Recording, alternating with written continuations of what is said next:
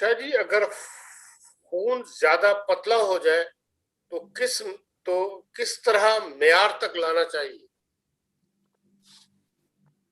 खून ज्यादा पतला हो जाए किस तरह उसको गाढ़ा करना चाहिए या? हाँ जी। उसके लिए सबसे अच्छी दवा फास्फोरस है।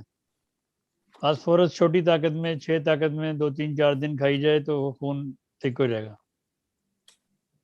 ठीक। शायद ये जी मिनी मिनी साहब बता देंगे बाकी।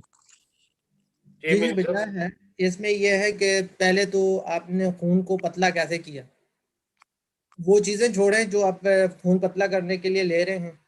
फिर उसके बाद ये है कि अपने खुराक में दूध और मक्खन का इस्तेमाल ज़्यादा करें कि खून थोड़ा सा गाढ़ा भी हो और उसमें लुब्रिकेशन भी पैदा हो। और फिर फास्फोरस की तरफ आएँ, और फास्फोरस के साथ साथ बेशुमार और दवाइयाँ भी हैं, जैसे थूजा है, कार्डस मरियानस है, ये खून के अंदर एतदाल पैदा कर देती हैं। अगर खून पतला हो जाए तो लिवर के ALT एंजाइम बढ़ जाते हैं और AST भी बढ़ जाता है।